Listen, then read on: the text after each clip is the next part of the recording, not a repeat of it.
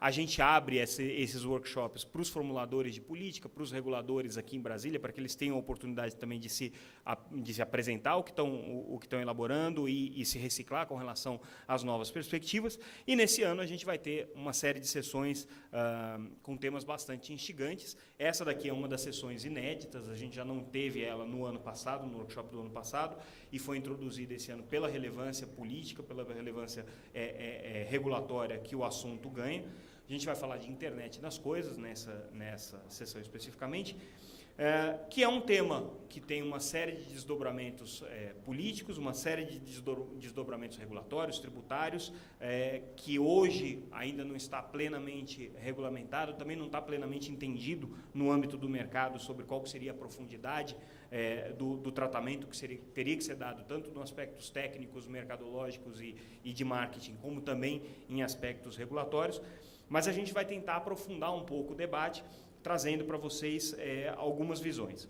A gente teve, antes de anunciar os nossos palestrantes, a gente teve só um problema de última hora com um palestrante da Aptel, com o José Vieira, que ele é o presidente do Instituto Aptel. A Aptel é uma das associações setoriais, e nesse caso especificamente ela representa as empresas distribuidoras de energia elétrica que operam serviços de telecomunicações. Então, é o representante das empresas de telecomunicações. O José Vieira teve um problema pessoal, ele estava vindo de Goiânia, teve que retornar a Goiânia e pediu desculpas, infelizmente não vai poder participar, nos avisou hoje de manhã, também a gente não teve tempo de fazer o remanejamento da grade para poder encontrar um substituto à altura em tempo. Mas, de qualquer maneira, a gente está bem coberto com os outros palestrantes. Eu acho que a gente vai cobrir todas as áreas que são mais interessantes aí para a gente abordar. Uma das nossas convidadas é a Margarida Batista, do BNDES. A Margarida, ela conseguiu um feito inédito esse ano. Ela conseguiu fazer um evento estupendo sobre a internet das coisas, que aconteceu no Rio de Janeiro, organizado pelo BNDES. Ela é a pessoa responsável justamente pela análise dessa área dentro do banco. Esse evento foi emblemático porque conseguiu reunir algumas das principais lideranças mundiais aí na análise, na compreensão do mercado de internet das coisas, um evento de grande sucesso. E o que a gente pediu para a Margarida, e eu não sei se ela vai conseguir fazer, eu espero que ela consiga fazer, é que ela resumisse um pouco da complexidade do problema de internet das coisas, sob a ótica do BNDES, que teve nesse evento a oportunidade de estudar, então que ela pudesse fazer um apanhado sobre a complexidade e as dificuldades que hoje se enfrentam e quais são os desafios que a gente vai ter daqui para frente para a realidade de internet das coisas. A gente vai ter a participação do José Gontijo, do Ministério das Comunicações, acho que todos vocês conhecem. Ele é diretor da área de Indústria, Comércio, Pesquisa e Desenvolvimento. O Gontijo depois me corrige direitinho, porque eu sempre esqueço a área, o título completo da área. Mas ele é o responsável justamente pela parte do Ministério das Comunicações que está analisando o desenvolvimento desses mercados, de que maneira as políticas públicas podem fomentar o desenvolvimento da internet das coisas. E a gente vai ter uma participação do Francisco Giacomini, que também todos vocês conhecem, é o diretor de Relações Institucionais, Regulatórias, Análise, Inteligência de Mercado, enfim, aí depois ele também especifica toda a qualificação dele. O Giacomini também acredito que muitos de vocês conhecem, responsável por essa área na Qualcomm, que é uma empresa fornecedora, fabricante de tecnologias, que tem justamente uma preocupação de fomentar a reflexão e fomentar o desenvolvimento do mercado de internet das coisas. Por essa razão, então, está aqui conosco. Então, eu gostaria de convidar os nossos 3 palestrantes para virem à mesa aqui, Margarida, Gontijo, Giacomini, componham a nossa mesinha. Eu também vou me juntar a vocês.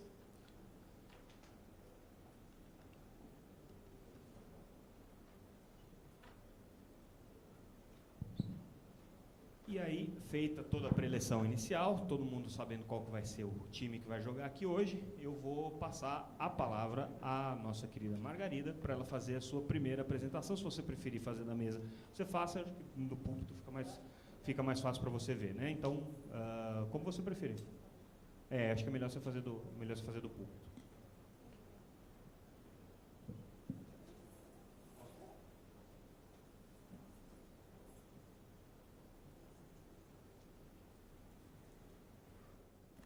Bom dia a todos. Vou começar por esse slide, porque ele mostra justamente... Ele é o programa do evento, mas ele é o programa do evento que retrata exatamente a nossa compreensão do tema. Ou seja, os vários aspectos e as várias visões que podem ser trabalhadas neste tema. Então, nós começamos como se fosse como uma visão mais geral, para depois colocar algumas lupas em alguns temas, né? Primeiro, a mesa foi de visões e perspectivas, tivemos cientista-chefe de IBM, McKinsey, enfim, não vou ficar citando, Samuel, senão a gente tem 36 palestrantes, senão não dá, né? Mas, enfim, a gente tinha um conjunto de palestrantes que envolvia pessoas do Brasil, pessoas de instituições estrangeiras, de empresas, de órgãos de consultoria, de governos, enfim, a gente conseguiu montar um painel de participantes de várias naturezas e de várias proveniências do ponto de vista de partes do mundo, o que deu bastante diversidade à discussão. Então, nós começamos por trabalhar na grande visão e perspectivas. Como é que as pessoas de renome, cientista-chefe, McKinsey, o que é isso de internet das coisas? Foi essa a primeira pergunta que a gente queria fazer, para depois, então, trabalhar com tecnologias habilitadoras, quais são as tecnologias que estão por trás dessa coisa chamada internet das coisas, que a gente vai trabalhar um pouquinho mais depois, quais são as implicações, que são múltiplas. Na verdade, a gente teve dificuldade até em escolher as aplicações que ia colocar no painel, porque são tantas, mas nós elegemos manufatura, automobilística, iluminação pública, saúde e educação, né? Mas podemos ter eleito outras. Cidades inteligentes, que é uma continuação dessa visão. Na verdade, cidades inteligentes é um locus onde se expressa a internet das coisas também, né? Então, a cidade inteligente foi sentido do relógio ali, né? Foi como se fosse quase uma outra aplicação, né? A internet das coisas. Segurança, informação, privacidade, aspectos éticos, isso é uma questão que cada vez mais está presente, né? Como é que você protege os dados do cidadão? Por outro lado, como é que você garante a segurança da informação em sistemas críticos, né? A gente teve discussões importantíssimas, inclusive, de responsabilização civil, colocadas aqui. Infraestrutura, fomos trabalhar com redes de telecomunicações, isso eu vou deixar para o Gontijo falar. E, por fim, a gente teve um painel com estratégias de política e governo, com MDIC, MCTI, BN10 e alguns convidados estrangeiros. A abertura foi feita pelo ministro Paulo Bernardo e pelo professor Luciano Coutinho, né? E, assim, essa foi a história do evento. A boa notícia está ali embaixo, né? Então, se vocês não quiserem olhar para a minha cara, vocês vão ver, agora vão ver os outros painéis, está ali, estão todas as apresentações ali. Como se trata do órgão público, nós não cobramos nada, foi grátis, e ainda dispusemos todas as apresentações na internet, porque achamos que é o dever de um órgão público que gasta, né, recursos públicos, disseminar ao máximo, e fizemos questão disso, o conhecimento e a informação que nos foi propiciado, né? Como é que eu faço aqui?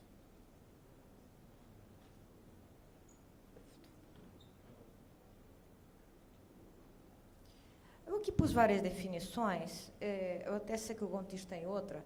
A ideia não é a definição em si, é mostrar o seguinte, essas três definições, de alguma maneira, foram usadas ao longo do seminário.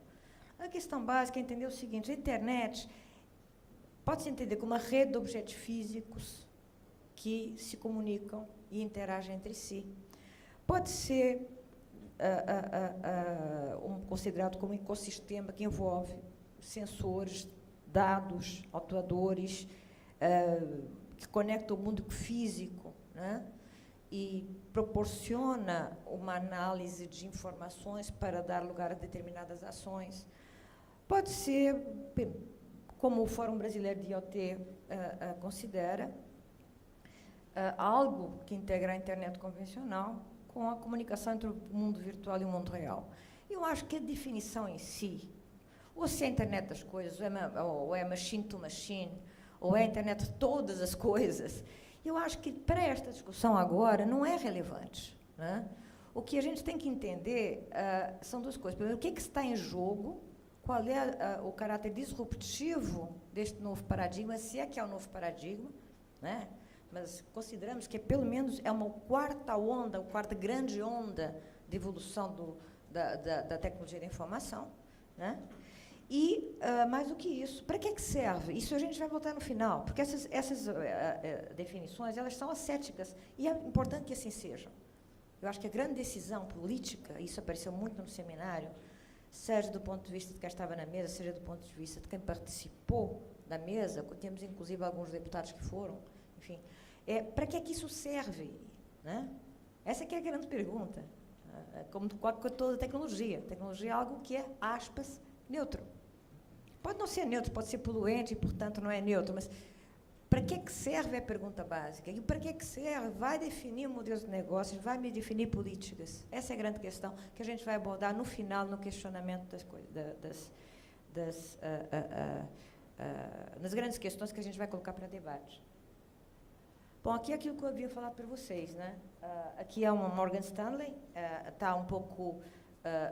é um seminário.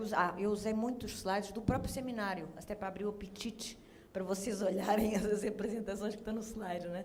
Então, os slides em inglês, vocês podem ter certeza que foram pinçados de algumas apresentações de seminário.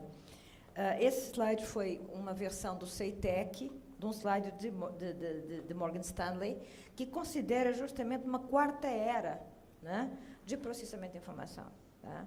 De Compute Growth Drivers over time. Então, ele vai considerando, vai subindo, e a ideia é que em 2020 nós já vamos estar numa nova era, embora, isso é fundamental, nós já estejamos na era da internet das coisas, mas uma massificação da internet das coisas está mais ou menos, as estimativas são para 2015, 2020, uma massificação do ponto de vista global, mundial. Então, temos que ver como é que a gente trabalha essa questão.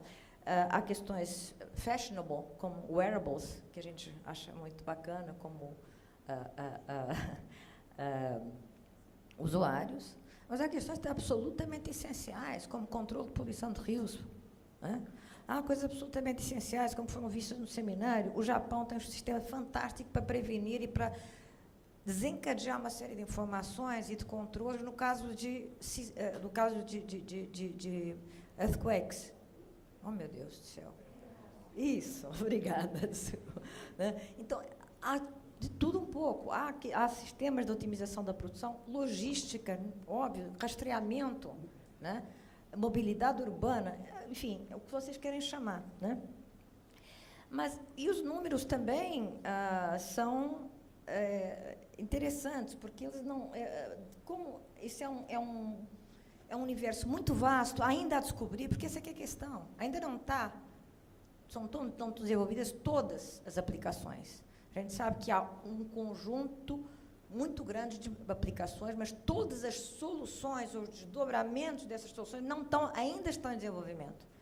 Então, as estimativas de mercado, elas refletem isso, refletem uma diversidade, né? Aqui a gente pegou os números que aparecem nas várias palestras, são dessas 4 palestras, inclusive a Qualcomm, né? Tá certo? Que números é que foram dados? E a gente vê que não interessa, são diferentes, porque cada um, inclusive, tem algum universo na cabeça, que pode ser um pouco mais amplo, menos amplo, e tem estimativas e projeções diferentes.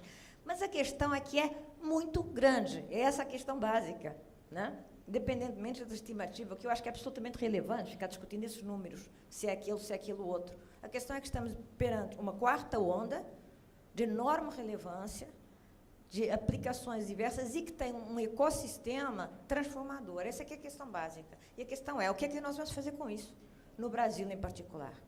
Como é que nós vamos nos posicionar? Essa era a grande pergunta. Aliás, essa era a grande pergunta quando eu tive uma reunião esse seminário nasceu de uma reunião com o presidente Luciano Coutinho, que me pediu para fazer um seminário sobre isso, né? Vendo o futuro e a importância que tinha para colocar na mesa de discussão, para que a sociedade brasileira pudesse discutir com profundidade, para ser um kick-off, digamos assim, de iniciativas. Achamos que era o nosso dever como banco fazer isso, não só pensar como nós, banco, vamos nos preparar para isso, seria do ponto de vista de um pouco só olhar o nosso próprio umbigo, né? Mas jogar essa discussão para toda a sociedade brasileira. Aqui é só para, de novo, não interessam tantos números, é mais a segmentação do mercado que interessa. São dados da McKinsey, né? Aqui industrial envolve logística, processos contínuos, processos discretos, enfim, tem uma míriade de aplicações em rastreamento, enfim, que é a aplicação mais que se prevê mais volumosa, mais importante, né? Agora, temos as Smart Cities e segurança, que é uma coisa que também está adquirindo um valor importante e é fundamental para questões que nos afligem como Brasil. Depois eu vou chegar lá, né? E aquela parte consumer é interessante, porque é o que aparece mais nas revistas, né? São os reloginhos, os wearables, olha que coisa bacana.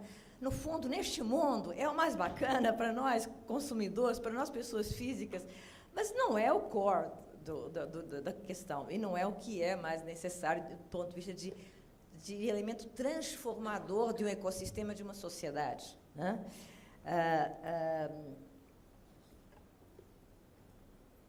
Agora eu fiz besteira aqui, ó.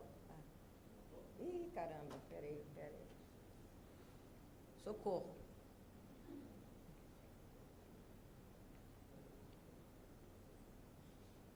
Pronto, já achei. Tá? Voltou?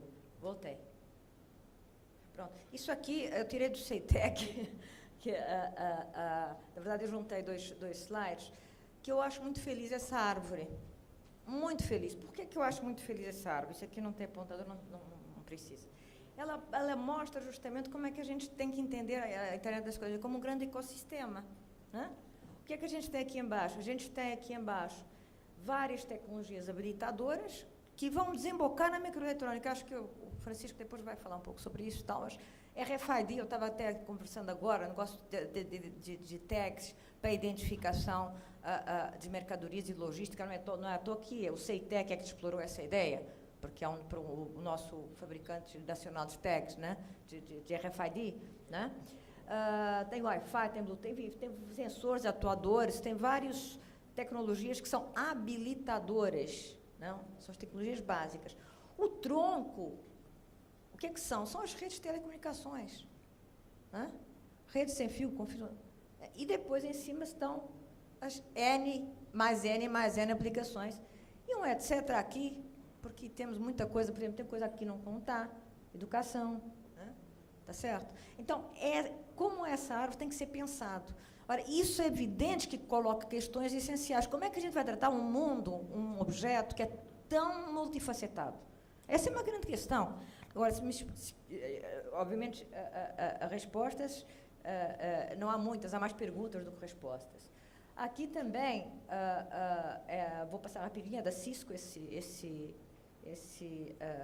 gráfico, é muito interessante, porque ele mostra que os connected devices, os dispositivos conectados, já são mais do que as pessoas, do que da população do mundo, né? E quando você projeta para o futuro, então é uma coisa brutal, né? A quantidade de dispositivos conectados que vão estar em processo. E o que isso vai trazer de importância para questões regulatórias, etc. De novo, o Gontijo vai falar um pouco sobre isso, espero, né? Eu estou jogando para o seu colo, mas coloca várias questões de política importantíssimas. Como é que a gente vai lidar com isso, né? Aqui, vamos entrar agora numa outra questão. Quais são os grandes desafios? Eu acho que há dois tipos de desafios. Há desafios gerais, que se colocam, seja qual que for a sociedade que se esteja pensando, e os desafios que nós devemos identificar para nós. O que é que nós, Brasil, estamos pensando a respeito disso, né? Esse slide, acho que é bastante feliz da McKinsey, não é à toa que a McKinsey, porque ele coloca os vários desafios tecnológicos e políticos, né? De uma forma mais geral, né?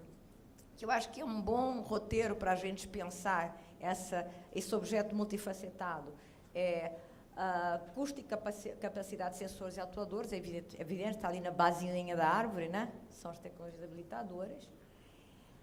A confiabilidade das redes críticas, isto é fundamental. Se eu estou trabalhando com telemedicina, gente, não pode cair a rede se eu estou operando um paciente. Tem coisas que não dá. Uma coisa é a gente ficar andando na internet, vendo um filminho e cai a rede. Tem outra coisa que não dá, simplesmente não dá. Então, essa questão não é uma questão de tamanho de banda, não é uma questão de velocidade, é uma questão de confiabilidade. Também de velocidade é importante, mas a confiabilidade em sistemas críticos. E não é só industriais, há sistemas em que a vida humana está em jogo. Um carro com computador de bordo pode se espatifar num poste. Né? Então, estas questões têm que ser pensadas com muito carinho, né? Porque softwares para processamento dos dados, né? Uma maçaroca de dados enorme, e privacidade do cidadão, segurança das informações, de dados para o cidadão e para as empresas, e legal liability, ou seja, como é que fica as responsabilizações? É uma questão muito complicada. No caso do carro, que se espatifa, quem é o responsável? É a pessoa que fez o programa, é o software, é a empresa automobilística. Quem é o responsável por isso? Ou é o sensor que estava ali na rua, da prefeitura, que disse que ali não havia uma... Quando eu penso em carro conectado, tem também na estrada sensores e autuadores que vão dando informação para o carro conectado. Como é que fica essa maçaroca? Isso é um problema. Um issue que tem que ser tratado. Né? E eu sempre falo demais, e já fiz besteira outra vez. Aqui, outra questão que, mais geral, que é preciso colocar, e para o Brasil também, é ter endereços IP suficientes para suportar tudo isso. Então, passar de IPv4 para IPv6, eu esqueci do nome, tem tanto zero esse nome que Samuel, você sabe quantos zeros tem esse número de endereços IP do IPv6? É de 4 trilhões. Porque se a gente imaginar que hoje já... Por que eu saberia, Margarida? Eu não tenho a menor ideia quantos números... É muito zero. Talvez o Francisco saiba quantos zeros tem no IPv6, mas é evidente que a gente precisa muito mais endereço IP para os objetos conectados. Isso aqui foi um slide do cientista-chefe da IBM do Brasil, colocou 3 grandes desafios críticos geral. Por isso, eu estou colocando, usando os outros de propósito, não só para dizer o que é que foi tratado no seminário, como para dizer, olha, essa é só a visão desses atores, que é importante. A visão anterior era meu Deus do céu. Por que eu faço tanta besteira? Meu Deus. Amigo, você consegue acelerar aí? Consigo, sim.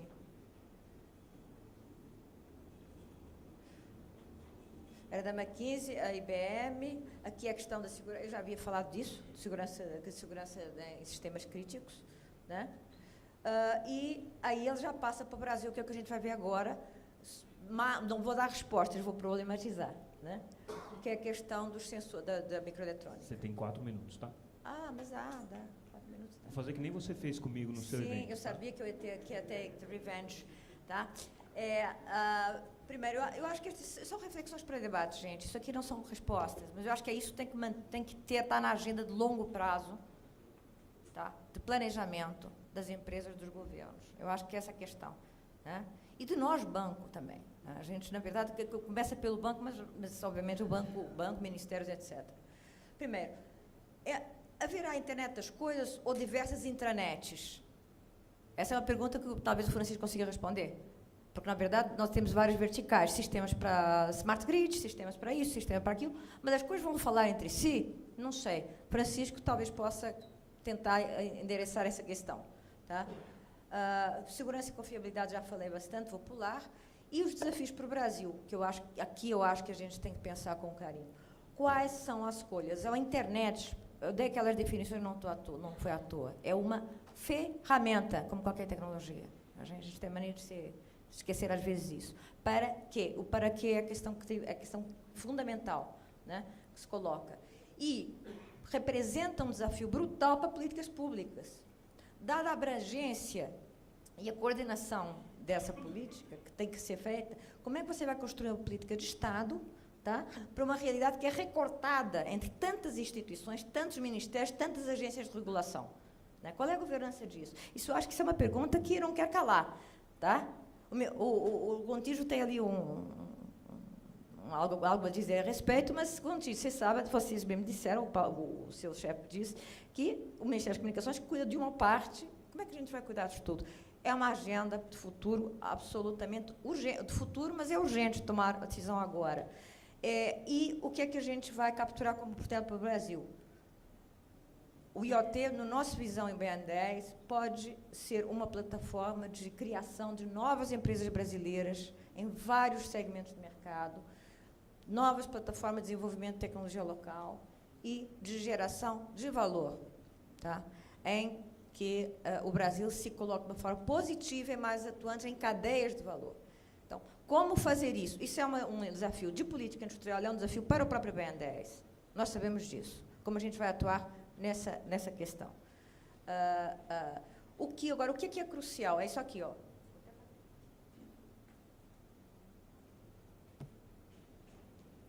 Essa é a questão-chave. É recuperar e fazer um planejamento a longo prazo, com uma visão lá na frente, que é o que está fazendo todo mundo. Isso apresentou também no seminário. Os países estão com programas de 20, 30 anos para poder dar conta desta realidade e de transformá-la numa ferramenta para a solução dos seus próprios problemas. Essa é que é a questão. Tá? A discussão é importante, o planejamento estruturado, é importante tudo isso, infraestrutura de banda larga, etc. etc. O para quê é a questão. A gente tem que começar com soluções para o Brasil. A gente tem problemas seríssimos de mobilidade urbana. Isso é uma ferramenta fantástica para a mobilidade urbana. Temos exemplos no Brasil. Smart Grid, temos exemplos. Eu não vou dar, porque senão ele vai me cortar a palavra. Né? Igual, serviço ao cidadão. Tem vários exemplos no mundo inteiro disso. Controle de poluição. Enfim, acho que a gente tem que pensar the other way around. E essa é a minha provocação. A gente tem que pensar do problema do Brasil. Quais são os grandes gargalos que o Brasil tem para resolver os seus problemas, para dar mais cidadania à sua população. Tá? E, a partir daí, dizer que soluções nós queremos. Né?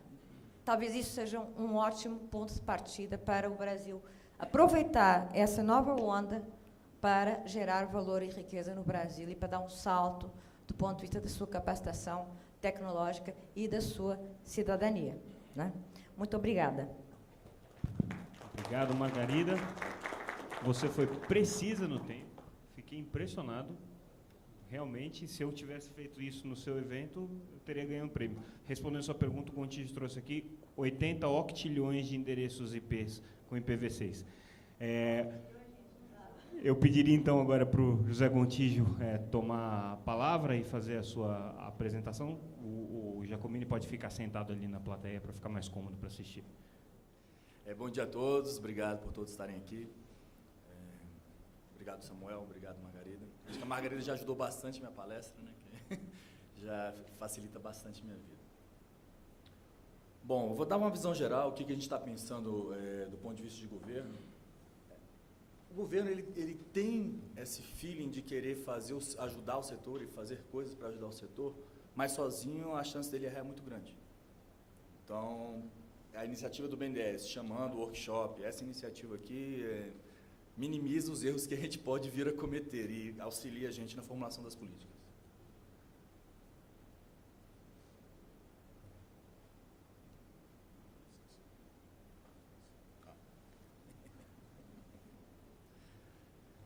Bom, respondendo à pergunta da Margarida, o que a gente quer com a internet das coisas? Acho que a gente quer tudo o que a gente sempre quis com todas as políticas públicas que a gente tem feito. Quer facilitar a vida das pessoas, melhorar a qualidade de vida das pessoas, aumentar a eficiência dos setores produtivos e dos serviços prestados para a sociedade. Tendo isso em mente, toda política pública, quando nasce, a gente consegue minimizar erros e tentar otimizar as nossas ações. Uma revolução tecnológica que aconteceu, a internet das coisas, e contextualizando nesse objetivo que o governo tem em mente quando faz suas políticas públicas, é um conceito que está em desenvolvimento. Smart Grid já vinha andando antes da internet das coisas e agora a gente começa a casar duas tecnologias que podem aumentar isso. a própria rede de telecomunicação, a manutenção, a operação das redes de telecomunicação, que hoje muitas vezes você tem que ter dentro do NOC lá um cara acompanhando em tempo real, pode ser que o NOC simplesmente resolva situações sozinhas. Questões de agrobusiness, onde você tem uma colheitadeira. Então, você começa a pensar em situações da vida do cotidiano do país, onde nós queremos melhorar e facilitar a vida das pessoas, aumentar a eficiência da produção, aumentar os serviços prestados, onde uma nova tecnologia chega e onde a gente pode, não definindo um conceito, mas pegando o que a gente deseja e adaptando essa tecnologia a esse conceito. A Margarida já falou, é uma nova onda, né? Eu acredito que não é uma onda, é um tsunami. Né? A primeira vez, não sei se todos vocês já viram uma demonstração do Internet das Coisas, fica aqui um depoimento meu. Primeira vez que eu acessei a internet e mandei um e-mail, eu estava iniciando a faculdade lá, terceiro ano de faculdade. E eu era a única pessoa da engenharia da UNB na época, da minha turma, que tinha um computador. Aí eu troquei e-mail com o meu professor. Cara, eu achei fenomenal aquilo. Eu cheguei na faculdade contando para mundo, cara, isso vai mudar a vida das pessoas, não sei o que e tal. Aí tinha umas pessoas meio céticas, não, para que eu vou precisar disso? E tinha pessoas que começaram a se interessar. E foi um sentimento assim impressionante. E a primeira vez que eu vi o Internet das Coisas funcionando, o sentimento foi muito parecido. Muito parecido. Isso aqui a Margarida já apresentou para a gente, né? A gente tem aqui uma limitação hoje que a população para usar o celular. A banda larga móvel vai crescendo, crescendo, crescendo. Hoje a gente está aí mais de 250 milhões de acessos. Considerando o universo Brasil, nós temos aí 200 milhões de brasileiros. Considerando que todo mundo tivesse 2 celulares, que eu acho que isso é difícil de acontecer, mas que todo mundo tivesse 2 celulares, a gente bateria num teto de 400 milhões de acessos. É o limite aí de acesso de banda larga móvel, talvez, que a gente teria no país. Quando a gente olha para a internet das coisas, além do número ser dezenas de bilhões, a gente olha para uma oportunidade imensa de faturamento do setor. De 400 milhões para o número que eu vou mostrar aqui, eu acho que é o que vai acontecer com o Brasil daqui a alguns anos, é impressionante a diferença de faturamento do setor. Hoje a gente está no mundo da convergência, né? Falava-se, vai acontecer a convergência dos serviços e tal. Hoje já está tudo aqui. Com esse meu celular aqui eu faço tudo. Não preciso ir no banco, posso ver cartão de vacinação da minha filha, posso mandar e-mail, conversar com o exterior, infinitas coisas. E o grande poder do processamento da indústria de semicondutores, miniaturizando, tornando mais eficiente, consumo de energia, criando sensores cada vez mais precisos, das mais diversas formas. É um medidor de gás para meter lá dentro daqueles bueiros do Rio de Janeiro, tem gás demais, vai explodir, faz uma atuação preventiva, dá um alerta no caminhão do cara que dá manutenção. É uma coletadeira que sabe a rota que ela semeou para ela passar na mesma rota certinha. É uma comunicação de dados, é o 4G, é o 5G, é o Beyond 5G. Miniaturização de sensores, para a gente não perceber, né? Que hoje em dia você pega, primeiro os primeiros protótipos de internet das coisas, né? Por exemplo, o Google Glass hoje, que é tão falado, né? Os primeiros protótipos deviam ser quase um capacete que o cara usava. Hoje já é uma coisa mais delicada. Daqui a pouco a gente vai nem perceber. Tem um óculos aqui da Miriam aqui, daqui a pouco ela está aqui me filmando aqui, eu não estou nem sabendo. E o óculos, ela está conversando com o site, fazendo upload, sem ela te dar nenhum comando. A gente tem as plataformas Arduino e Raspberry, que é a comunidade de desenvolvedores de aplicações do Internet das Coisas, ela permite isso. Obviamente, você tem aplicações de altíssimo valor agregado, com complexidade, confiabilidade necessária, mas você também pode faça você mesmo. Você leva um kit desse para casa, programa uma coisa muito simples. Quem faz engenharia sabe disso, é uma coisa simples de ser feito, e você permite você conectar a sua geladeira, a luz da sua casa, botar um Media Gateway na sua casa conectado. São coisas simples de se fazer. Tem desde produção industrial altamente complexa a coisas simples residenciais. E a computação em nuvem. Isso aí, nada disso vai funcionar se a gente não tiver uma computação em nuvem de altíssima capacidade, supercomputação, com confiabilidade de conexão. A Margarida foi precisa. Em alguns casos, obviamente, assim, estou filmando aqui e está fazendo o upload automático. Confiabilidade? Nem tanto. Agora, tu está dirigindo. É um controle de carga de energia de um país. Desliga um pouquinho o Itaipu e liga lá Complexo do Rio Madeira. Se o cara errar, ele apaga São Paulo. Quantos bilhões de prejuízo? Então, tem não só vidas, valor econômico, dinheiro que pode ser perdido.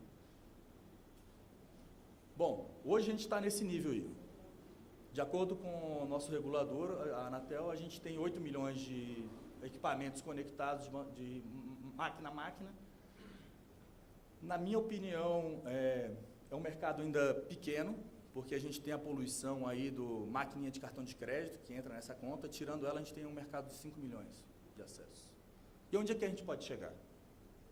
Hoje o Brasil ele cresce, as conexões de internet das coisas, superior à média mundial. Hoje a gente tem um crescimento aí na faixa de 45% e o mundo está crescendo a 37%. Obviamente que a gente pode ter essa percepção, olhando os números, mas ao mesmo tempo a gente verifica que é porque a gente ainda está pequeno comparado com o mundo. Apesar de a gente estar ali entre os 10 países do mundo, se a gente compara, a gente ainda está pequeno. Se você olha isso, pô, isso é ruim? É ruim. Mas para um cara com um pouquinho de neurônio, isso é uma excelente oportunidade para fazer negócio, ganhar dinheiro, gerar riqueza. E aí, fazendo uma conta, tem uns economistas meus lá no Ministério, uns engenheiros fizeram uma conta aí, pegaram todos aqueles números da Margarida, olharam os estudos, e a gente acha que o Brasil vai ser um mercado de 1,5 bi de equipamentos até 2022, um faturamento de 500 bilhões de dólares. Tá. Gerando uma incrível oportunidade para fazer negócio, para aumentar a eficiência, a criatividade é o limite. Isso porque a gente percebe que as pessoas querem aumentar a produtividade, elas desejam se tornar mais eficientes, mas de uma maneira inteligente. Não eficiente por eficiente, não sustentável por sustentável. Se a gente for só pensar desse jeito, o custo do Brasil vai para o saco. A gente tem que pensar de uma maneira racional, como fazer isso de uma maneira organizada, para que o mercado brasileiro, a indústria e a população seja beneficiada de uma maneira onde o custo de um plano de serviço, onde a infraestrutura que vai ser lançada não fique mais cara do que já é hoje, porque isso vai impactar no preço final para o usuário. E o uso do IoT poderá trazer gigantescos benefícios, Quando a gente começa a discutir, eu tenho lá na minha equipe lá uns 10 engenheiros. Engenheiro sabe como que é, né? O céu é o limite para a nerdice dos engenheiros. A gente começa a discutir as possibilidades de aplicação da internet das coisas. Cara, é impressionante. Com RFID, só o RFID, que é a Enabling Technology, a gente já fazia um escarcel, mas tinha certas limitações, que ele não era autônomo, não tinha muita mobilidade, precisava de uma bateria, tinha que botar um GPS talvez. Quando a gente começa a levar isso para o mundo da internet das coisas, das outras tecnologias, o céu é o limite. Às vezes nem o céu é o limite. Né?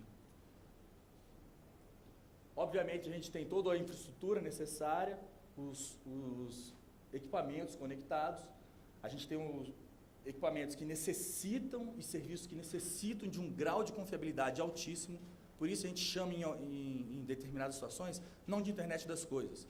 Que internet é que nem e-mail, é frágil, né? Quando você acessa um e-mail, você acessa, a pessoa sabe qual é o nome da sua filha, sabe sua data de casamento, de aniversário, sabe... A fragilidade das senhas da internet são muito grandes.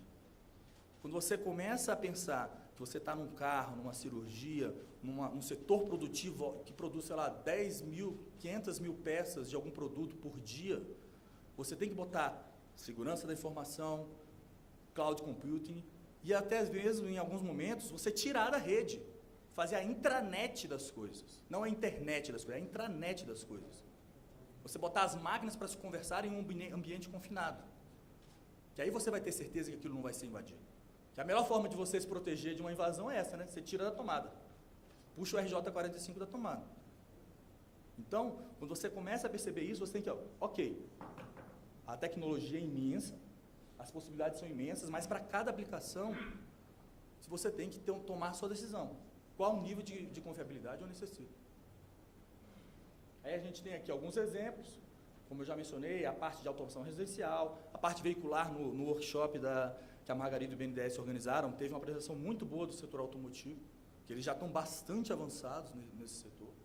A parte de telemedicina, monitoramento de pessoas que têm doenças sensíveis, que tem um idoso que o filho mora em outra cidade ou mora em outro local e monitora, o filho monitora a saúde do pai remotamente, se acontecer alguma coisa ele recebe um alerta. Né? E bom, qual a motivação para tudo isso então? Ela está mudando o mundo e a maneira como a gente interage com ele. Quando surgiu o celular, não sei se todos vocês se lembram, ou vocês só entraram, o pessoal que é de Brasília, naquela compra por telefone que derrubou tudo quanto é central de Brasília?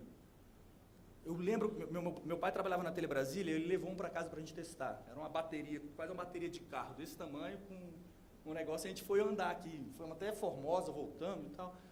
Eu fiquei impressionado com aquilo. Mas quando eu contei para as pessoas, para que eu quero isso? Eu tenho um telefone na sua casa, qualquer coisa eu te acho. A gente nunca precisou disso. E hoje em dia, quem pode falar que vive sem celular hoje? O meu caiu no chão, quebrou a tela, fiquei um mês sem meu celular. Pense.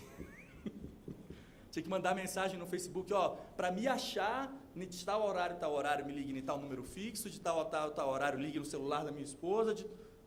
É muito complicado a dependência que a gente tem das tecnologias quando elas realmente entram em nossas vidas e produzem os benefícios que eles produzem. E ela está se tornando uma realidade no Brasil. Prova disso é essa sala cheia, é o fórum de competitividade da internet das coisas. E eu acho que a gente tem que aproveitar mesmo, como a Margarida falou, essa quarta onda. A gente tem que pensar na população, no setor produtivo, nos serviços prestados, estimular, desenvolver e manter os profissionais qualificados. Que se hoje a gente já está com um gargalo de profissionais, desde cabista, que a gente tem feito ações no Pronatec, criando gosto, esse ano, se não me engano, foram quase 4 mil vagas de curso técnico de cabistas, mas o gargalo é gigante, a demanda, se não me engano, é 30 mil cabistas que são necessários no país.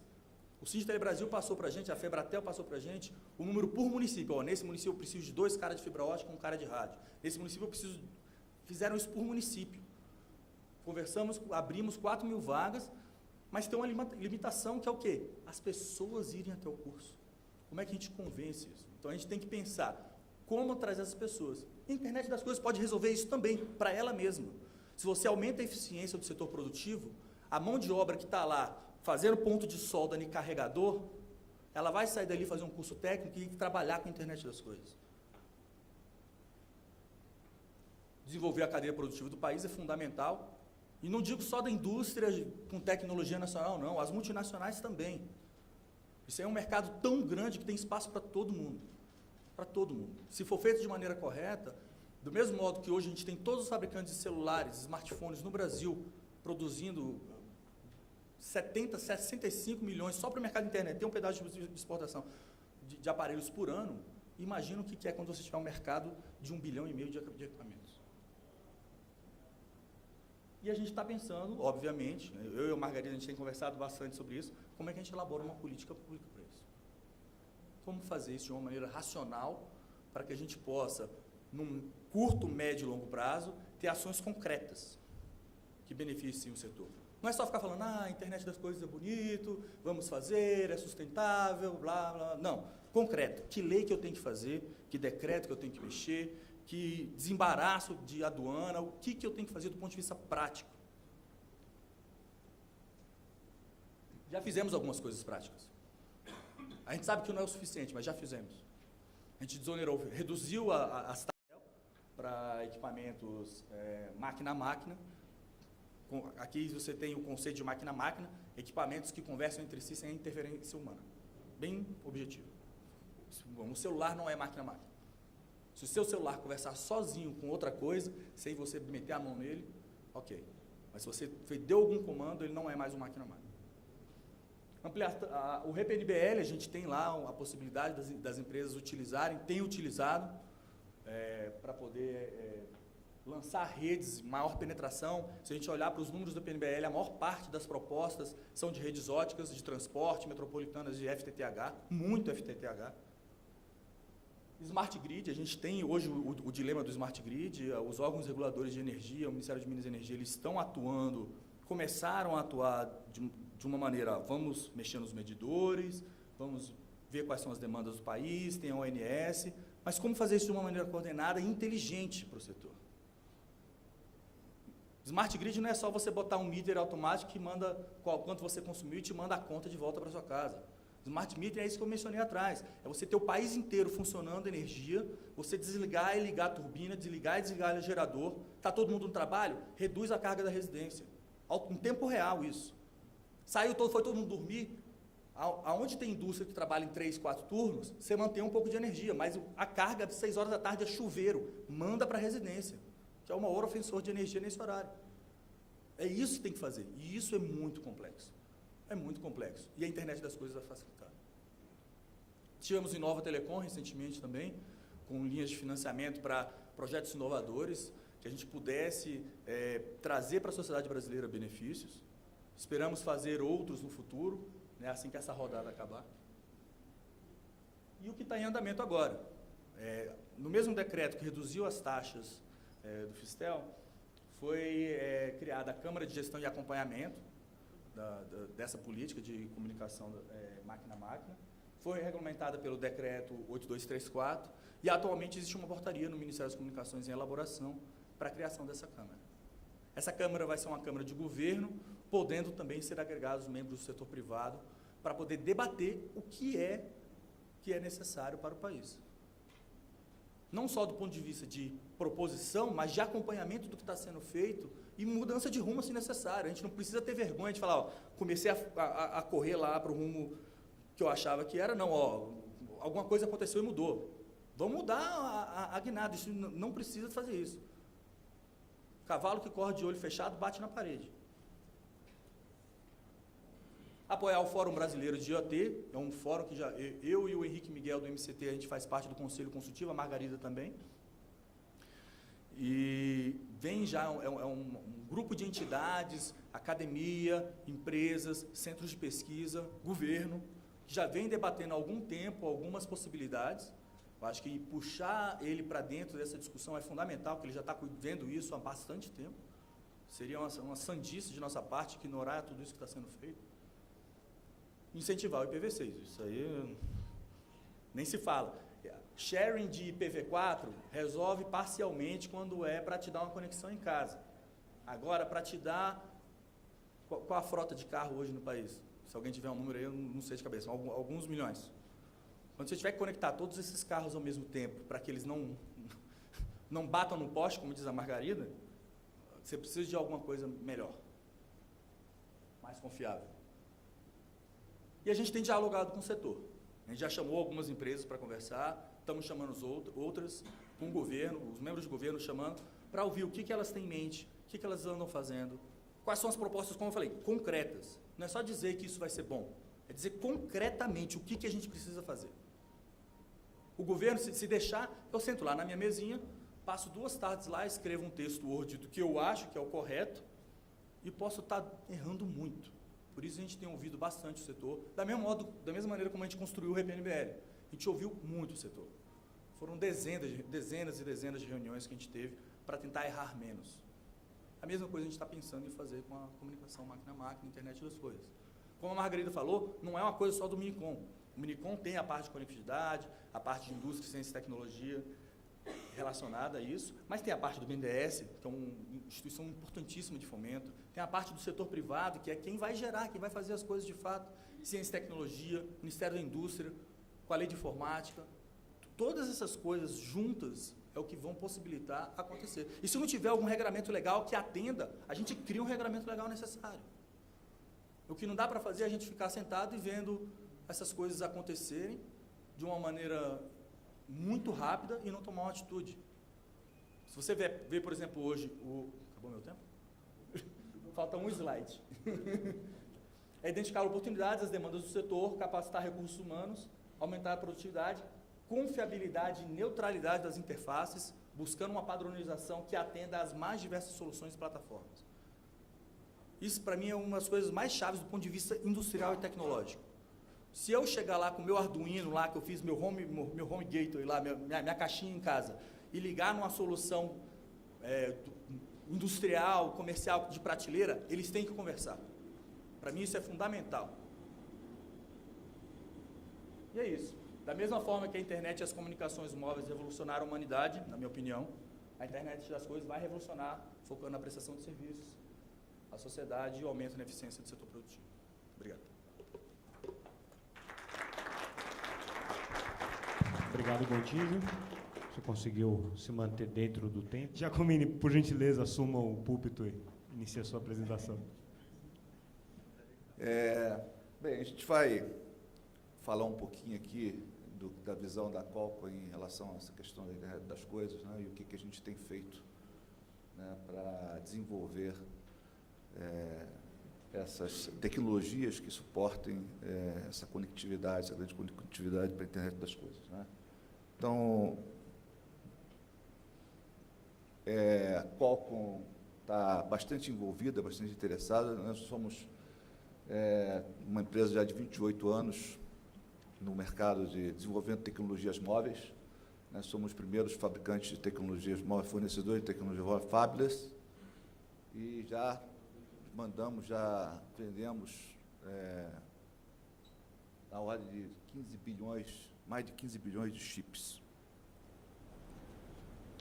Foi falado aqui, a Margarida comentou bastante o ecossistema aí de internet das coisas, né? E a gente vê toda essa gama aí de aplicações, né, no varejo, né, que a gente está vivenciando já hoje, né? A internet das coisas já está aí presente, né, na área de varejo, na área de energia, né, computação, jogos, né, educação, né, quantos aplicativos e oportunidades estão sendo criadas para desenvolvimento na área de educação, utilizando tecnologias móveis, né, marketing, né, eletrônica de consumo, né, a quantidade também de alternativas, saúde, né, monitoramento de dados, né, de sensores que são colocados no corpo humano e que ajudam a controlar, né, doenças crônicas, né, dentro do hospital, cada usuário mesmo controlando isso e mandando as informações sendo enviadas para a nuvem e o seu médico, o seu hospital consultando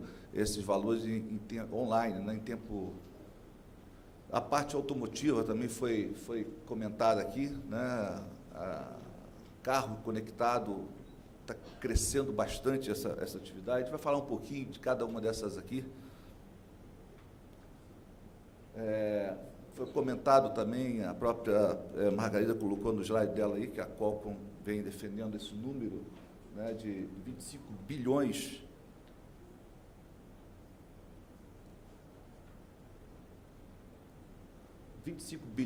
de dispositivos conectados no ano de 2020.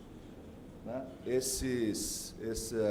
É importante também dizer que desses 25 bilhões que se projetam hoje em dia, se acredita que mais de 50% não serão handsets, né? Serão coisas conectadas, né? Então, esse número, alguns outros fornecedores, outras empresas, né, por exemplo, já dizem que esse valor vai ser da ordem de 50 bilhões. Então, varia aí nós temos uma visão um pouco mais conservadora, que seria de 25 bilhões esse número, mas existem previsões aí da ordem de 50 bilhões. É importante mencionar que nessa época já se passaria esse número de 50% já para dispositivos conectados que não são handsets. Então, aí também os segmentos, né, de internet das coisas principais, né, o setor automotivo, né, a parte de saúde, fitness, né, a quantidade de sensores que vão ser colocados, estão surgindo, se colocar os wearables, né, que foi mencionado aqui, também que já estão sendo utilizados e que tendem a crescer cada vez mais. A parte de smart cities, né, smart utilities, né, a automação industrial, né, que também está crescendo bastante, tudo através de tecnologia, conectividade das coisas. Esse exemplo, esse slide aí, é o resultado de um desenvolvimento que foi feito na Inglaterra, onde se utilizou uma comunidade, toda ela utilizando controle de saúde, né, controle de doenças crônicas, né, de uma determinada população, e se verificou que a quantidade de mortalidade reduziu em 45%, por estarem todos conectados, estarem acompanhando todas o funcionamento, né, dos seus órgãos, né, e fazendo todas esse controle na área de saúde, né? Então, esse uso de telemedicina, nessa experiência que foi feita na Inglaterra, o resultado foi que você conseguiu diminuir em 45% a mortalidade nessa comunidade, né? Esse é um dispositivo que a gente chama de TUNET, é um desenvolvimento da Qualcomm, é um hub que você coloca na sua tomada dentro de casa, né, e através de sensores para medição de pressão ou temperatura, você consegue mandar essa informação via Bluetooth para esse hub, e esse hub joga na rede 3G, na rede 4G, e essas informações ficam disponíveis para quem quiser acessar, para o seu médico, para o seu hospital. Esse é um dispositivo que a Qualcomm desenvolveu e está já comercializando bastante na Europa, e provavelmente a gente já trouxe algumas experiências aqui para o Brasil, já fizemos algumas demonstrações. A gente não tem isso ainda comercializado aqui, mas pode ser que no futuro próximo a gente vai ter também. Então, esse é um outro exemplo também que a gente acredita bastante, né? A Qualcomm tem uma empresa chamada Qualcomm Life, e que é responsável por implementar essa solução no mundo.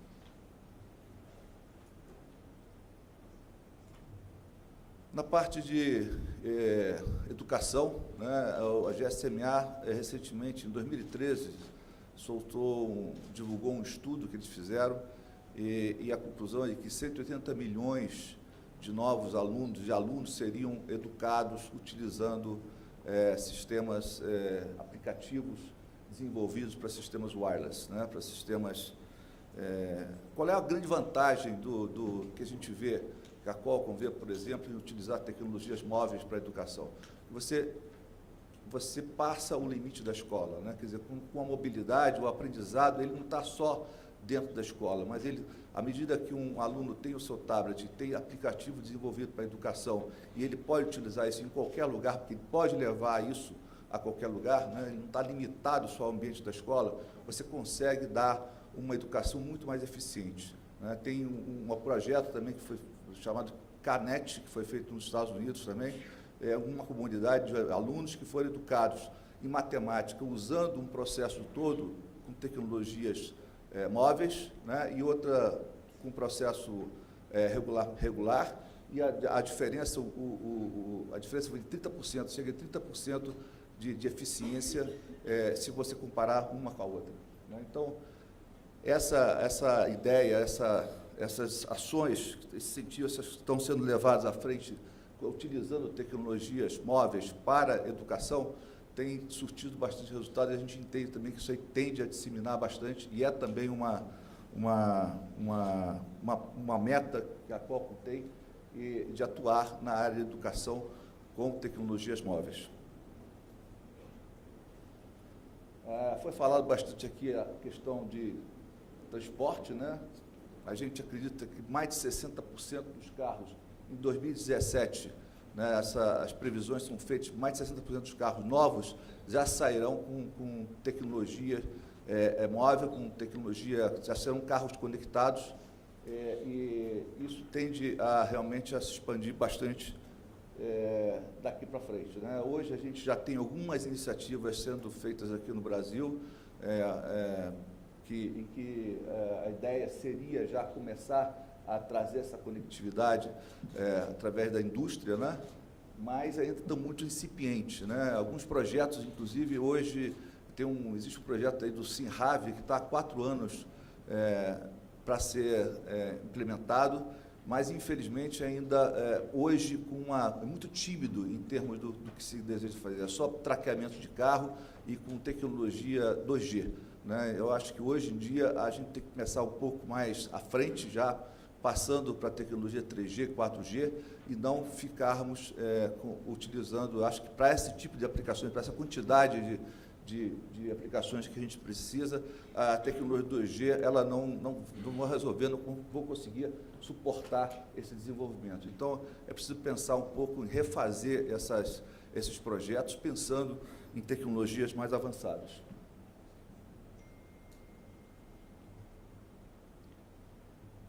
Bem,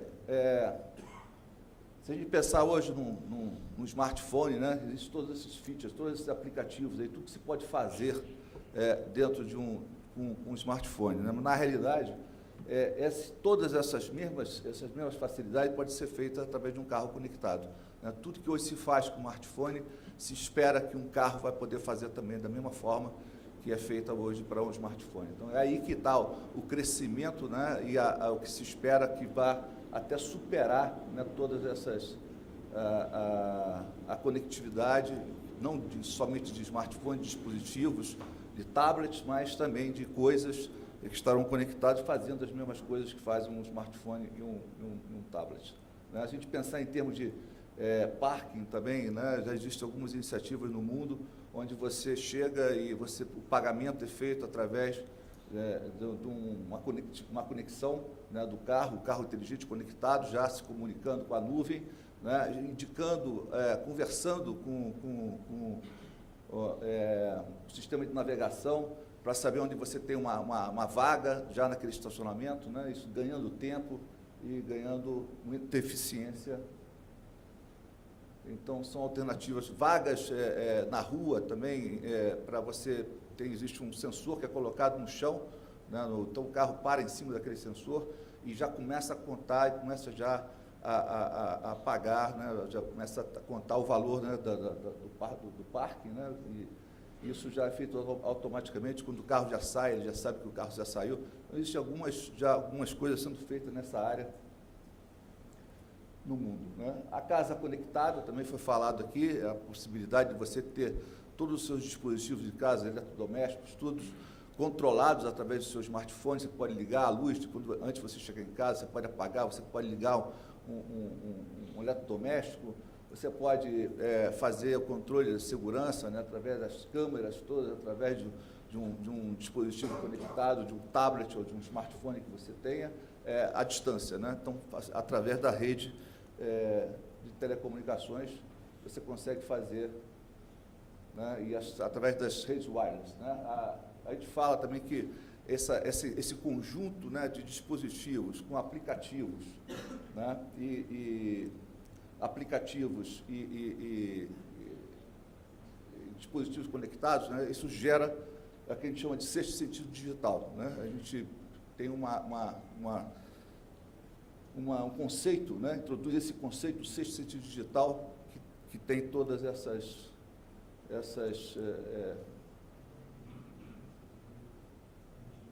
isso daí é o Smart Grid, né, a parte de Smart Energia, que você, desde a parte de distribuição, até a sua casa, até o teu carro conectado. Então, não é só, como o Gontijo falou, não é só colocar os medidores, mas é todo o controle, todo o monitoramento da rede. Né? Hoje, você gera energia elétrica, 25% da rede que é gerada, a energia que é gerada, ela se perde, ou seja por motivos técnicos ou não técnicos. Né? Então, a gente entende que o Smart Grid ele pode ser um elemento fundamental para economizar, inclusive, essa energia que é perdida, controlar mais eficiente, dar mais eficiência à rede, perder menos energia, né? Conseguir fazer um controle mais eficiente, né? Onde você tem aí transformadores controlados, né? Você tem na parte de geração também, a parte de eficiência e segurança da tua rede de energia elétrica, feita tudo através de sistemas conectados. Né? Se você olhar também na parte de energia na rua, né, nos postes, o poste ele pode se tornar, se você usar small cells, começar a usar small cells nos postes e várias outras facilidades que você pode incluir, o poste passa a ser um hub de conectividade. Né? Então, eu sei que tem um projeto de São Paulo, por exemplo, que está sendo discutido aí, trocar todos os postes da cidade de São Paulo. Né? Seria muito interessante, nesse projeto, se vislumbrar a possibilidade de se tornar alguns desses postes hubs de conectividade, né? Com small cells, melhorando a qualidade, melhorando a conectividade dentro das cidades. Né? A gente entende que hoje vai ser o uso de small cells, né? O aprofundamento do uso de small cells na cidade vai trazer uma melhoria bastante grande na qualidade da rede, né? E os postes podem ser utilizados com essa função. Né? Parte de marketing também, que pode estar colocado em cada poste. Se você tem um chip ali, se você tem um dispositivo móvel associado àquela internet, você pode estar mudando, ter telas que você vai mudando, dando informações, trocando isso constantemente, isso sendo feito online, através da conectividade. Outro exemplo também bastante interessante que está sendo utilizado é a questão do controle de água. Né? A gente fala muito de energia, só mas a gente não fala de água. Né? Alguns países têm sérias dificuldades. Já a Califórnia, por exemplo, nos Estados Unidos, é um país que não um estado que não tem água, né, e aí toda a eficiência no uso e controle dos gastos de água. Agora a gente está até tendo aqui também no Brasil, né, recentemente todo mundo está estudando os problemas de água que nós tivemos em São Paulo, né, então hoje esse controle, ser mais eficiente nessa área, também pode ser feito através do uso dos dispositivos conectados, fazendo controle e monitoramento de gasto de água, né, dos diversos dispositivos. Então, isso já é feito hoje nos Estados Unidos, em algumas localidades, né. Eu acho que, de repente, devia se pensar também aqui no Brasil e focar um pouco nessa parte de água, não só na parte de energia, mas também na parte de água, né. Então, aí já alguns exemplos também de uso de tecnologia M2M para água e esgoto, né, e sensores de pressão, colocados vários sensores de pressão que você consegue controlar isso à distância, monitorado à distância, né. Aí você chega num conceito futuro, que são as Smart Cities, né, que a gente chama de Smart Cities, onde você tem eu não sei se eu não diria que hoje nós temos já uma cidade, né, um exemplo de uma cidade, uma Smart City, no sentido completo. Acho que a gente tem aplicações dentro desse conceito, né, de algumas cidades, algumas focos, algumas aplicações, alguns pilotos, algumas coisas, mas a gente não tem ainda um conceito geral de Smart City, onde você engloba todas essas coisas, né? Semáforos conectados, em que o carro vai chegando e você recebe uma informação e diminui a velocidade até que você chegue no sinal e o sinal esteja aberto quando você vai passar, né? Pessoas que estão atravessando com o smartphone e está se comunicando com o carro e você está recebendo uma informação, o motorista do carro recebe uma informação que tem uma pessoa que está vindo, que vai atravessar, e o carro mesmo traz esse tipo de informação. Esse tipo de coisa ainda que é um futurismo ainda, mas é alguma coisa que está vindo, que é possível que venha a acontecer, né? A gente diz que essas cidades, Smart Cities, aí, vão começar mesmo a aparecer alguns no conceito mais global, lá depois do ano 2020. Mas, de qualquer forma, hoje já existem alguns exemplos bastante interessantes de coisas desse tipo sendo feitas.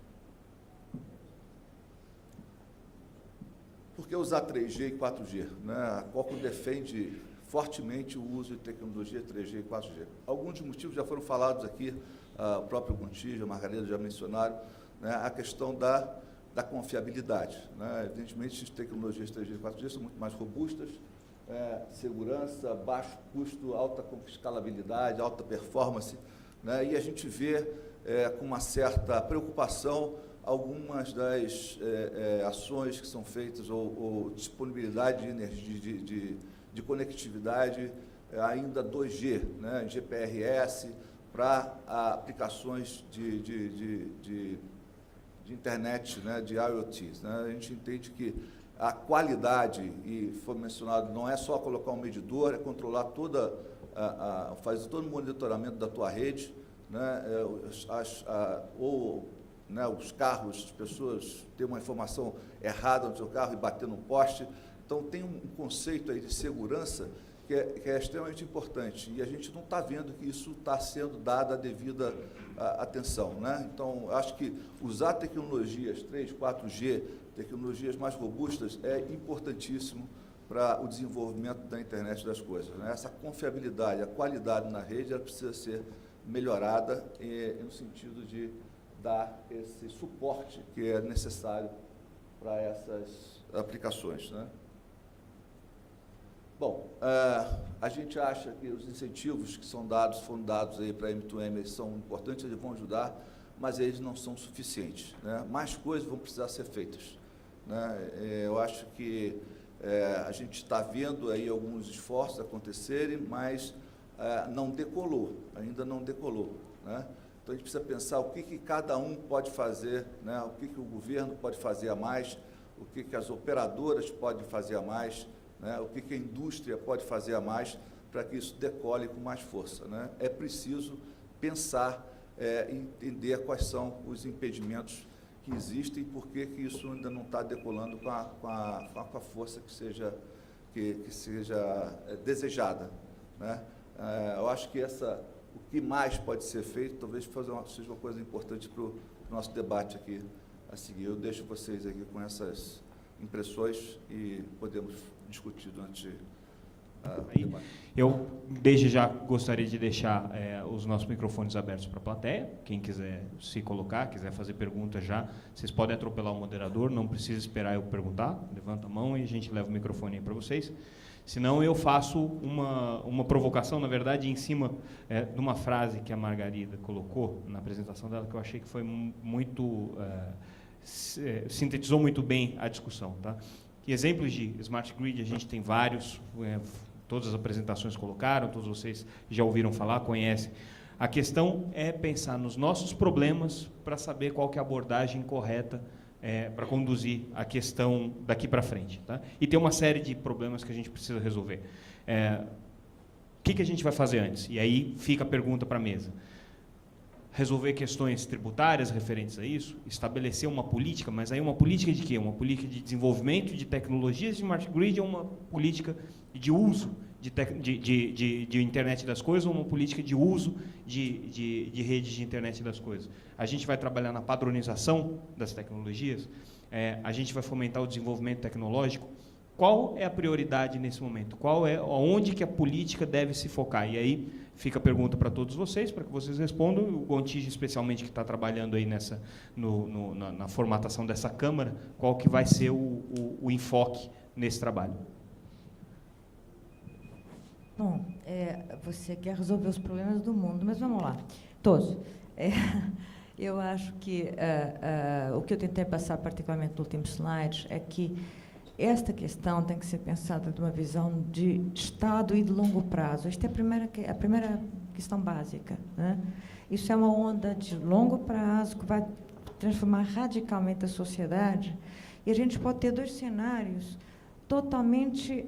eu vou espelhar dois cenários diferentes, né, que podem acontecer. Um é você ter uma míriade de soluções, né, para resolver problemas que às vezes não são nossos e que vêm prontas e a gente está consumindo soluções, né? E não tem padronização e nada, ninguém conversa com ninguém. Então, na verdade, teríamos intranet das coisas proprietárias de modelos que foram concebidos para outras realidades. Esse é um ponto. Outro ponto é termos a conversa com umas coisas com as outras e focado para nossos problemas. Eu acho que há dois cenários. Entre estes dois cenários, a ideia é aproximar o máximo possível do cenário direito. O que é que tem que ser feito? Uma política, me parece, de longo prazo de visão de Estado e depois que se desdobrem em ações. Por exemplo, você falou em Smart Grid, né? Tem Smart Cities. Há vários pedaços do que seria a Internet das Coisas que compõem esse universo.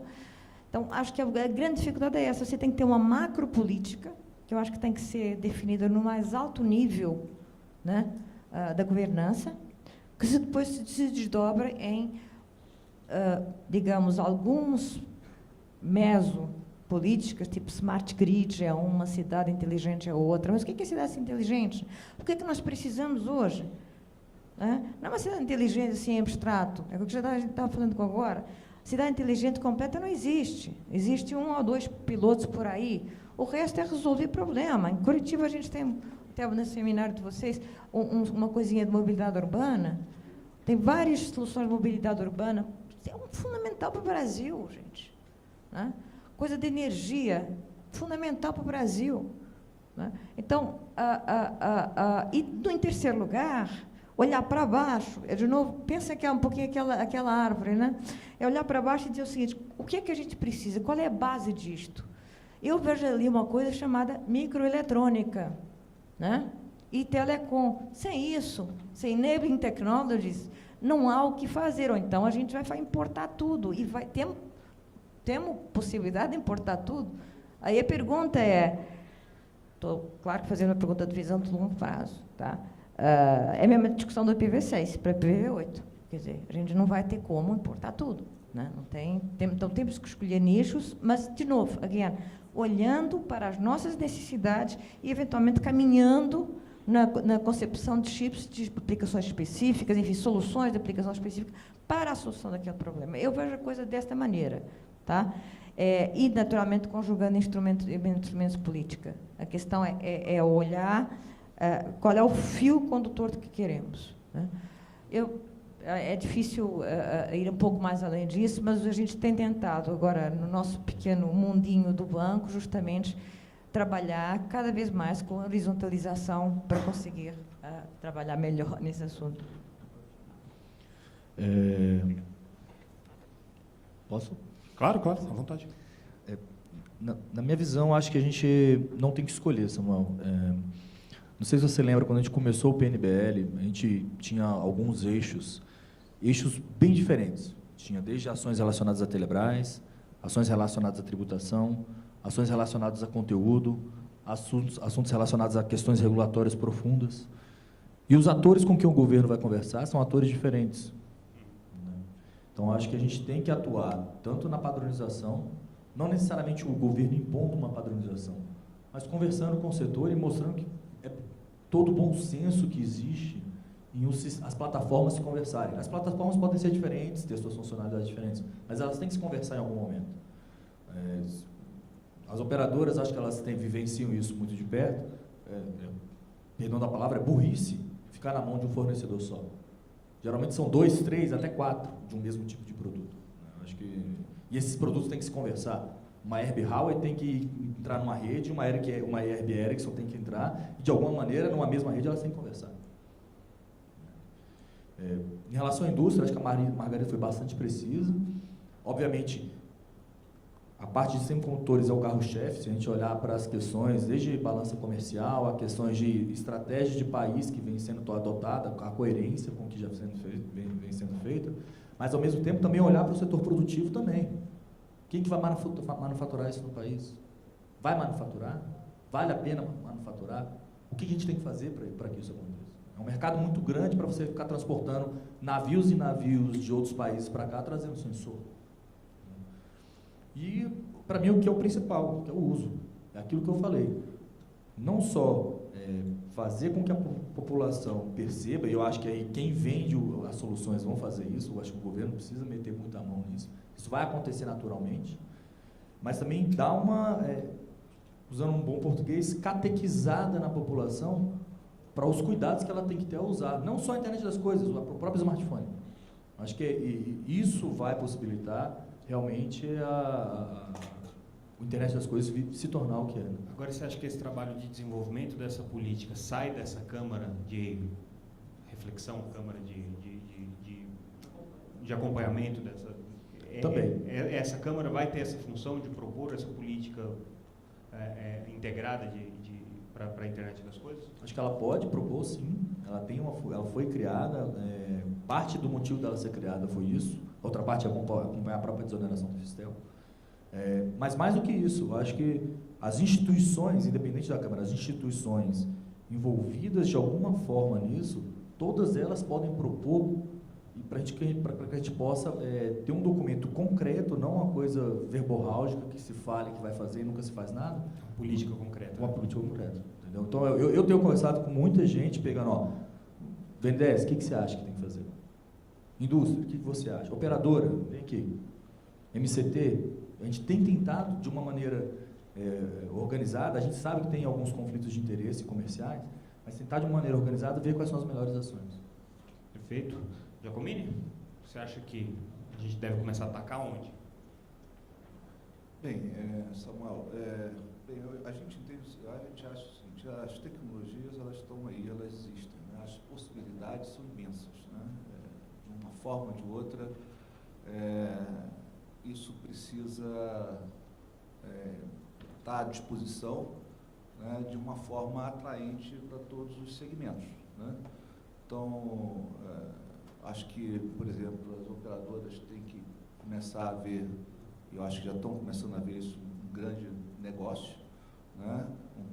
Uma potencialidade muito grande, e para isso precisa oferecer conectividade de melhor qualidade, né, a custos mais baratos, para atrair o interesse dos seus usuários, né? A gente vê aí, por exemplo, alguma discussão aí dentro do setor elétrico de criação de redes próprias para fazer essa conectividade, para fazer essas aplicações, né? Isso é uma preocupação bastante grande. Não precisava ter esse tipo de preocupação. Acho que o caminho correto é fazer através das operadoras, usar a infraestrutura das operadoras que estão aí, né, e para fazer esse serviço, não criar redes próprias, né, se vê conversas aí por exemplo, solicitações de segmentação de espectro de radiofrequência para esse tipo de aplicação. Não precisa disso, né? O espectro está aí, existe, e as operadoras podem oferecer essa. Agora, a gente vê quando há uma negociação entre as operadoras e a área de energia, por exemplo, se oferece uma conectividade GPRS, né? Então, é preciso entender que isso tem que ser feito com melhor qualidade, com melhor confiabilidade, né? E o governo também tem que, de uma certa forma, buscar um caminho para incentivar mais o uso, pelo menos para fazer essa decolagem, né? É preciso ter algumas ações governamentais que motivem, né? Por exemplo, estava conversando com o Otígio ontem, a questão da desoneração do próprio serviço de M2M, né? Você já definiu o que é M2M, né? Então, o serviço, toda a aplicação que foi feita dentro do conceito do M2M, talvez a desoneração do serviço, né, fosse um atrativo, né, para que decolassem essas aplicações com mais rapidez, né? Então, eu acho que tem que continuar esse processo de desoneração. O BNDES, por exemplo, provavelmente vai estar pensando nisso, mas grandes fabricantes aí de medidores, ou se criando a demanda para isso daí, para a fabricação de medidores, de repente, financiamentos de órgão do governo, do BNDES, para que fabricantes que estão até aqui no Brasil possam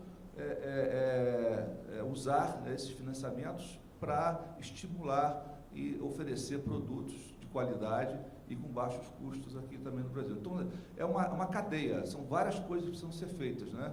E precisam ser feitas em conjunto, precisa se sentar, precisa se discutir, e cada um dentro da sua expertise, da sua possibilidade, gerar essas ações que façam com que essas soluções, que tendo isso daí, todos esses exemplos que a gente colocou vão aparecer, não tem dúvida, né? Qualquer uma dessas coisas que foram mencionadas aqui, esses exemplos aqui, vão estar aí, vão sempre. É preciso que haja uma condição, né, que estimule essas soluções se desenvolvam, né? E essa é uma ação que tem que ser feita por todos esses segmentos da sociedade envolvidos. Essa é a visão que a gente tem. Eu queria só falar um negócio que acho que é importante no contexto que está sendo demandado por você, Francisco, que é o seguinte: voltando aos Inovas, ao Inova Telecom, né? Mas todos os Inovas anteriores, inclusive o Inova Energia, os maior parte dos projetos tem uma linha lá, um subgrupo que se chama Smart Grid, né?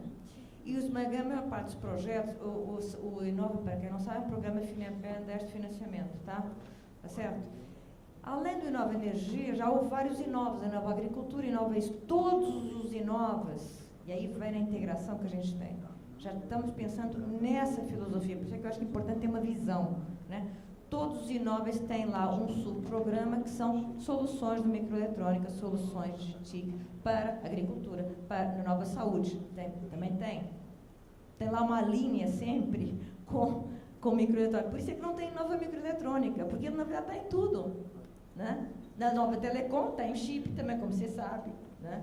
Tá certo? Então, acho que é essa a questão que a gente está começando a tentar trabalhar no banco. Não é fácil, não, porque o banco, como todo governo, também tem lá as suas caixinhas de fragmentação. A gente está tentando trabalhar isso de uma forma horizontal. Então, já existem medidores, tem um monte de projeto do Inova, no Inova Energia dentro do Smart Grid, só para esclarecer, tá? Ok, gente, tem uma pergunta ali? Mais uma aqui. A gente encerra.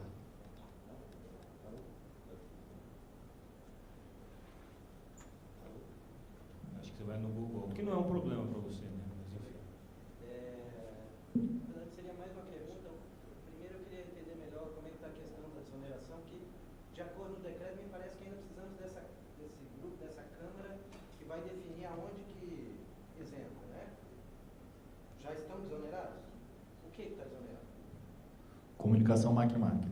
Sim, mas acontece que lá no decreto diz, o grupo do Ministério das Comunicações vai definir... Vai acompanhar. Vai definir tudo que Isso, estamos tratando aqui, né? isso. Então, já existe a definição? Já existe uma conversa com a Anatel, que é o órgão regulador, que vai acompanhar, que já acompanha o fiscal. Então, do ponto de vista de órgão regulador, já tem um entendimento. A pergunta, na verdade, é o seguinte, já estão desonerados na prática? Efetivamente, já não estão pagando? Não pagarão o próximo Fistel? Sim. Como é que funciona? Alô? Como é que funciona o Fistel? Existe uma contabilidade mês a mês do que entra e do que sai da base. E ele só paga uma vez por ano, no fim do ano. A expectativa é que até lá tudo se resolva. É porque a lei saiu em 2012, o decreto saiu em 2014. A Sim. portaria deve ser em 2020. Está pronta. Oi? Está pronta. Ah, tá pronto. Só que estamos fazendo ajustes finos. Outra dúvida era, eu queria ver se o senhor me falou um pouquinho, quando você fala que não decolou ainda, o que era ter decolado entendendo as coisas? O que a gente não viu acontecer? Obrigado. Você viu uma discussão acontecendo aí no setor da energia, né? Isso que eu mencionei aqui. Eles querem construir suas redes para fazer a parte do smart grid com redes próprias. Né? E aí estão pedindo espectros, né? Espectros específicos para isso, né? Destinados para isso. Né? A Anatel até tem, existe hoje, isso que não tem, mas tem alguns espectros aí, os novos espectros que foram feitos pelas licitações que foram feitas, tem sempre uma parte reservada para SLP, que poderia ser usado para smart grid ou para outro tipo de aplicação. Então isso já existe, mas essa discussão está acontecendo. Né? Será que vale a pena? Eu prefiro fazer a minha rede porque eu vou contratar da operadora, a operadora só me oferece um GPRS e eu quero uma rede 3, 4, isso não funciona. Né? Entendeu? Então, fica essa discussão e a solução mesmo de smart grid não acontece. Né? Você acha que é por isso que não apareceu nenhum no GPNBL, por exemplo, que tem uma linha, mas 0 pedidos, né? De smart grid.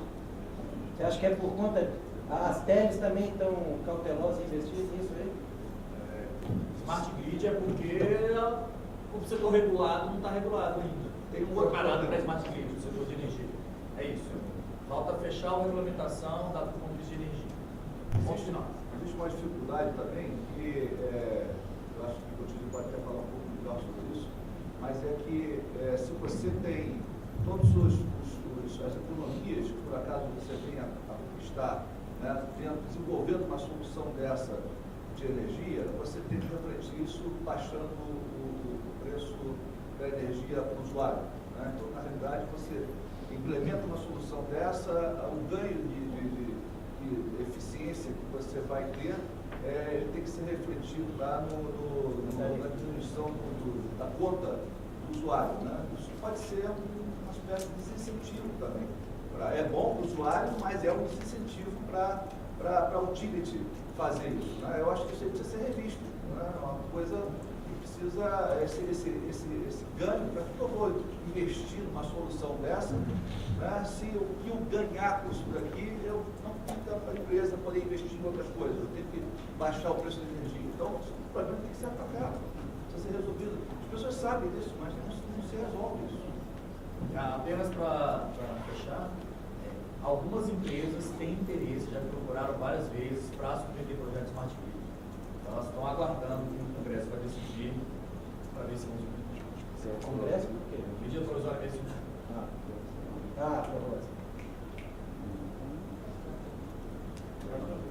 Mas todo mundo concorda. Aqueles debates são o quê? São debates móveis ou você está considerando o quê também? Comunicação máquina-máquina. Não importa a conectividade, se é móvel, se é sua geladeira ligada no RJ45, equipamento carro, equipamentos conectados, que não tem interferência humana. E uma dúvida do Francisco, ele vem muito uso das leis de energia como instrumento da internet das coisas. Como é que você faz essa avaliação para a mídia das coisas? Você não tem energia, né, de gás. Na apresentação que eu fiz ali, até coloquei o dado do telefone, hoje em dia você teria já, por força tiver cobertura em 90% da população. Hoje deveria ter já, em 2019, você deveria ter 100%. Né? Isso é que está estabelecido, né? Foi estabelecido por obrigações do leilões.